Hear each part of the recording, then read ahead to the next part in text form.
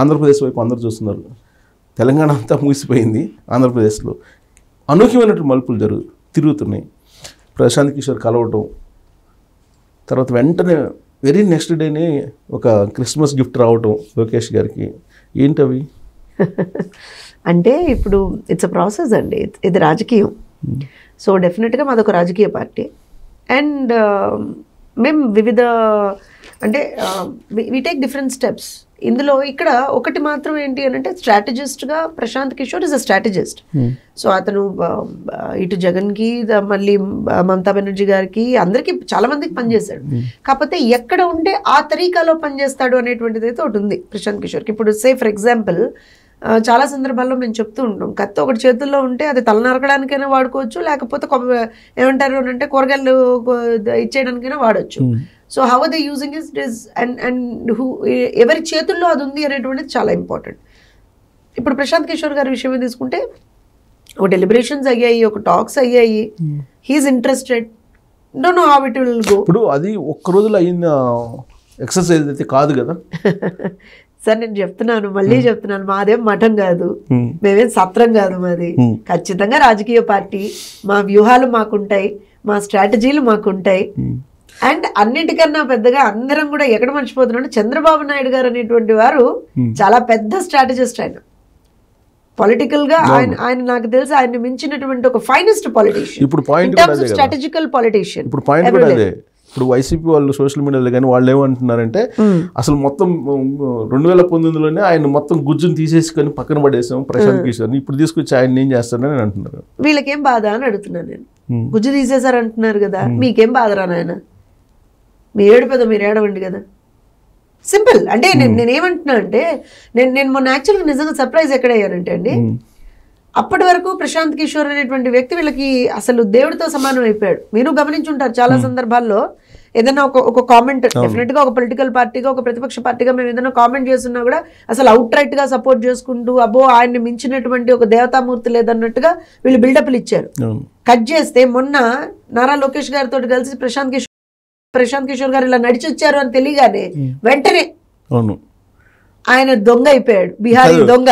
మంత్రి అంబటి రాంబాబు ఏమో మీటర్లు లేకుండా మేస్త్రి ఏం చేస్తాడు అంటే, ఈయనేమో నానేమో కొడాలి అనేమో ఆయనేమో ఆల్రెడీ గుజ్జు తీసేసి గుజ్జు లేని ప్రశాంత్ ఏం చేసుకుంటారు. నేను ఒక విషయం చెప్తానండి, వాళ్ళకి 24 గంటలు they think in a very perverted and different mentalities. మేము ఎప్పుడు కూడా ప్రజలకు ఏది మంచి జరుగుతుందనే ఆలోచనతోటే ఉంటాం మేము. ఇప్పుడు నిజంగా కూడా ఇవాళ రోజున రాష్ట్రంలో ఉన్నటువంటి పరిస్థితుల్లో ఖచ్చితంగా రేపొద్దున వైఎస్ఆర్సీపీ ప్రభుత్వం అక్కడ ఉండకూడదండి. ఆల్ సెడ్ అండ్ డన్, ఏమన్నా అనుకోండి, ఎవడు ఏమన్నా అనుకున్నా సరే వైఎస్ఆర్సీపీని గద్దె దించాల్సినటువంటి అవసరం ఉంది రాష్ట్రం కోసం, రాష్ట్ర బాగు కోసం, భావితరాల భవిష్యత్తు కోసం. అది చేయడానికి తెలుగుదేశం పార్టీ ఎక్కడా కూడా కాంప్రమైజ్ అవ్వదు. We will not leave any stone unturned. Chandrababu Naidu గారు మాట్లాడుతూ పబ్లిక్ డిసైడ్ అయిపోయారు వచ్చే ఎలక్షన్ లో ఖచ్చితంగా జగన్మోహన్ రెడ్డి ఇంటికి పంపిస్తారు అంటున్నారు. అంత కాన్ఫిడెంట్ ఉన్నాం. డౌట్ లేదు. ప్రశాంత్ కిషోర్ అవసరం ఏమొచ్చింది? నేను అనేది ప్రశాంత్ కిషోర్ గారు అవసరం ఉంది అని మీరు ఎలా అంటారు సార్? నేను అనేది it is a part of the process అంటున్నాను నేను. ఇప్పుడు అన్నీ అయిపోయాయి కాబట్టి ఏముంది రేపు ఓట్లు ఎందుకు ఇవ్వాలని అంటామా? అయ్యో అవసరం ఉందని అంటామా? లేకపోతే వీళ్ళతో ఎందుకు మాకు, వాళ్ళతో ఎందుకు మాకు అని అంటామా? Every single thing is important. నేను నాకు అదే చెప్పాను, we will not leave any stone unturned.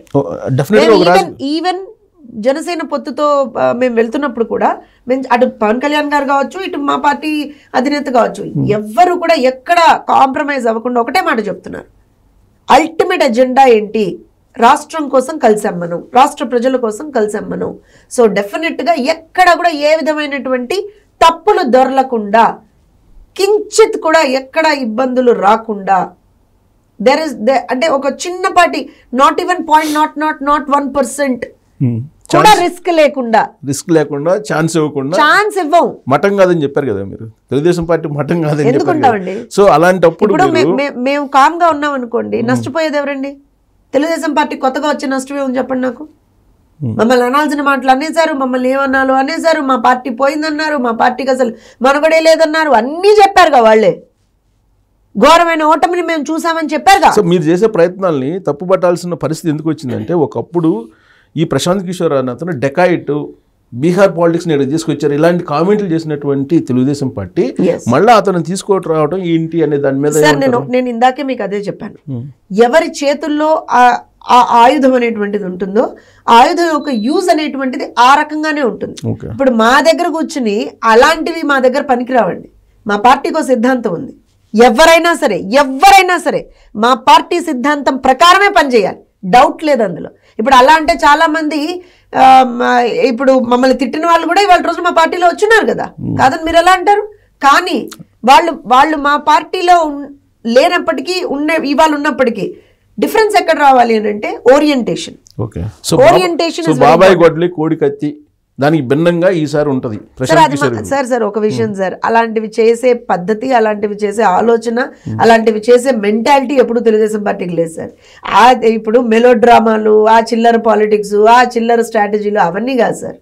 మేము ఒకటే చెప్తున్నాం, ప్రజల ఓరియంటెడ్గా ప్రజలకు ఏం కావాలి, how are we gonna do it and what is best for the people of Andhra Pradesh, అంతే. ఇంకా అక్కడ ఇంకేమీ లేదు. అక్కడ చంద్రబాబు నాయుడు గారా, లోకేష్ గారా, తెలుగుదేశం పార్టీ, పవన్ కళ్యాణ్ గారా, ఇది కాదండి అక్కడ. The people of Andhra Pradesh ultimate గా పెద్ద బోల్డ్ అక్షరాలతో అది పెడుతున్నాం మేము. సో పొద్దున్న లేచినా రాత్రి నిద్రపోయినా సరే కల్లో అయినా సరే ద పీపుల్ ఆఫ్ ఆంధ్రప్రదేశ్, వాళ్ళ బెనిఫిట్స్, వాళ్ళ మంచి, వాళ్లే మా ఎజెండా. రైట్. 2014లో ఒక ఎజెండాతో నడిచింది ఎన్నికలు, 2019లో మరొక ఎజెండా, రాబోయే ఎన్నికల్లో ఏ కాన్సెప్ట్ వెళ్ళబోతుంది? 2014లో ఏంటంటే కొత్త రాజధాని, సీనియారిటీ, అనుభవం పనికొస్తుందని చెప్పి చంద్రబాబు నాయుడు వైపు మొగ్గు చెప్పారు. 2019కి వచ్చేటప్పుడు ఒక్క ఛాన్స్ అనే దానికి అట్రాక్ట్ అయ్యారనేది సర్వత్రా వినిపిస్తుంది. 2024లో ఏం జరగబోతుంది? ఏ కాన్సెప్ట్ వెళ్ళిపోతుంది? రాష్ట్రాన్ని కాపాడుకోవాలి అంతే. లేకపోతే రేపు పొద్దున దేశ పట్టణంలో ఆంధ్రప్రదేశ్ ఉండేదా అని ఒక క్వశ్చన్ వచ్చేస్తుందండి. ఇవాళ రోజున ముఖ్యంగా రాష్ట్రాన్ని కాపాడుకుంటూ, రాష్ట్రంలో ఉన్నటువంటి యువత యొక్క భవితని కాపాడుకుంటూ ముందరికెళ్ళేటువంటి దిశగానే ఎన్నికలు ఉంటాయి, ఇంకేమీ లేదు. జగన్ వర్సెస్ రాష్ట్రం అంతేనా? జగన్ అంతే, ఇంకేమందులో నిజమే. మీరు అన్న పాయింట్లో ఎక్కడ డివియేషన్ లేదండి. నేను మళ్ళీ చెప్తున్నాను, అందుకనే ఇక్కడ చంద్రబాబు నాయుడు గారా, లోకేష్ గారా, పవన్ కళ్యాణ్ గారా, ఇంకోళ్ళ క్వశ్చనే కాదండి. ఇక్కడ the fight is between the tyranny. So రాష్ట్ర ప్రజలు వర్సెస్ జగన్ అంతే. ఇవాళ నష్టపోయింది ఎవరు సార్? ఇబ్బందులు పడుతున్నది ఎవరు సార్? ఎక్కడ కూడా రాష్ట్రంలో ఉపాధి లేకుండా ఇబ్బందులు పడుతున్నది ఎవరు? ఉద్యోగాలు లేకుండా ఇబ్బంది పడుతున్నది ఎవరు? మాన ప్రాణాలకి భద్రత లేకుండా ఇబ్బంది పడుతున్నది ఎవరు? కనీసం 2 పూట్ల 3 పూట్ల కనీసం తిండి తిన్నామంటే దాని మీద కూడా ఎక్కడికక్కడ ఇచ్చేస్తున్నటువంటి పరిస్థితి ఎక్కడ లేదా రాష్ట్రంలో? ఇలాంటివన్నీ జరుగుతున్నప్పుడు ప్రజల్ని మోసం చేస్తూ, ప్రజల్ని వంచిస్తూ, ప్రజల యొక్క ఆరోగ్యంతో ఆడుకుంటూ, ప్రజల యొక్క భవితతోటి ఆడుకుంటూ, వాళ్ళ జీవన ప్రమాణాలని అనుక్షణం తగ్గిస్తూ పోతున్నటువంటి ఒక ప్రభుత్వంతో యుద్ధం జరుగుతున్నప్పుడు అందరం అందులో పార్ట్ అవ్వాల్సిందే, డౌట్ లేదు. ప్రజల తరఫున ఉన్నటువంటి ప్రతి ఒక్కళ్ళు, అది మీడియా కావచ్చు, ప్రతిపక్షాలు కావచ్చు, ఎవరైనా సరే. కానీ జగన్మోహన్ రెడ్డి భిన్నంగా స్పందిస్తున్నారు. ఇప్పటివరకు ఇస్తున్న సంక్షేమ పథకాలు కాకుండా మరిన్ని అట్రాక్టివ్ నేను ఇవ్వబోతున్నానని చెప్పి క్రిస్మస్ సందర్భంగా అనౌన్స్ చేశారు. సార్ క్రిస్మస్కి ఒక కానుక ఇచ్చేవారు సార్ చంద్రబాబు నాయుడు గారు. క్రిస్మస్ కాబట్టి ఇవాళ నేను అదే చెప్తున్నాను. క్రిస్మస్కి చంద్రబాబు నాయుడు గారు ఒక కానుక ఇచ్చేవారు, రంజాన్కి తోఫా ఇచ్చేవారు, సంక్రాంతికి కానుక ఇచ్చేవారు. ఈ వీళ్ళు వాళ్ళు, ఈ వర్గం ఆ వర్గం, ఈ కులం ఈ మతం అనేది ఎప్పుడూ లేదండి చంద్రబాబు నాయుడు గారికి లేదా తెలుగుదేశం పార్టీకి. అనుక్షణం అందరినీ ఆదుకుంటూ, అందరినీ హక్కును చేర్చుకుంటూ ముందరికి వెళ్ళినటువంటి పార్టీ తెలుగుదేశం పార్టీ, వెళ్ళినటువంటి మనిషి నారా చంద్రబాబు నాయుడు గారు. ఇవాళ ఈ మహానుభావుడు, ఈ ప్రబుద్ధుడు బయటకు వచ్చి ఉద్ధరిస్తానని చెప్తున్నాడు.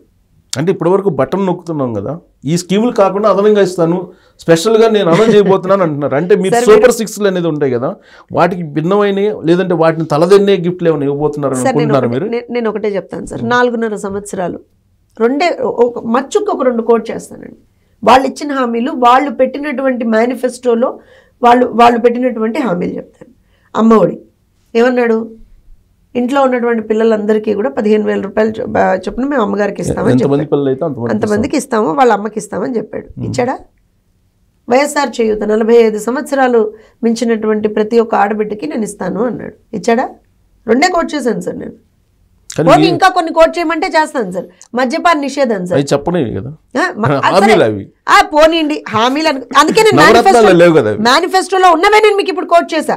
అలానే ఎస్సీ ఎస్టీ సప్లాన్ నిధులను పారదర్శకంగా మేము వాడతాం, పారదర్శకత దాంట్లో తీసుకొస్తామన్నాడు. తీసుకొచ్చాడా? ఫీజు రీంబర్స్మెంట్ అసలు మేము బ్రహ్మాండంగా చేస్తాం, విద్యార్థులను అసలు ఇచ్చేసుకుంటాం, వాళ్ళని బ్రహ్మాండమైనటువంటి వాళ్ళకి భయత చూపిస్తా ఉన్నాడు. చూపించాడా సార్? 2.5 లక్షల పైచులకు ఉద్యోగాలను కల్పిస్తా ఉన్నాడు. కల్పించాడా? ప్రతి ఏటా డిఎస్సి వేస్తాను, ఒక మెగా డిఎస్సి వేస్తా అన్నాడు. వేసాడా? ఇవి మేనిఫెస్టోలో పెట్టినవి. మేనిఫెస్టోలో పెట్టినటువంటివి పిచ్చి జనాలు కదా, నేను ఏం చెప్పినా సరే వింటారనుకొని ఆ మహానుభావుడు అప్పుడు చెప్పినటువంటివి. సంపూర్ణ మద్యపాన నిషేధం చేస్తాను, చేస్తేనే ఓట్లు అడుగుతాను, లేకపోతే ఓట్లు అడగను. ఇవాళ ఏ మొహం పెట్టుకొని ఓట్లు అడుగుతాడు? ఒకవేళ వచ్చి ఓట్లు అడిగితే జనాలు ఆయన దేని తీసుకుని కొట్టాలి అని చెప్తున్నాను నేను. ప్రత్యేక హోదా కూడా ఉంది, నేను ఇంకా చెప్తున్నా మీకు. సిపిఎస్ ఉంది. ఇప్పుడు ఎందుకనంటే సిపిఎస్ రద్దు కావచ్చు, ప్రత్యేక హోదా కావచ్చు, లేకపోతే ఇందాక నేను చెప్పినట్టుగా మద్యపాన నిషేధ హామీ కావచ్చు, ఇంకా ఎన్ని తీసుకుందామండి? ఎలగబెట్టాడని 4.5 సంవత్సరాల్లో ఇప్పుడు ఈ 2-3 నెలల్లో నేనేదో ఎలగబెట్టేస్తా, నాకు ఓట్లు ఏంటంటే జనాలు ఊరుకుంటారా? జనాలు వింటారా? స్పెషల్ అట్రాక్షన్ గా నేను అనౌన్స్ చేయబోతున్నాను అనుకోండి అని చెప్తున్నారు.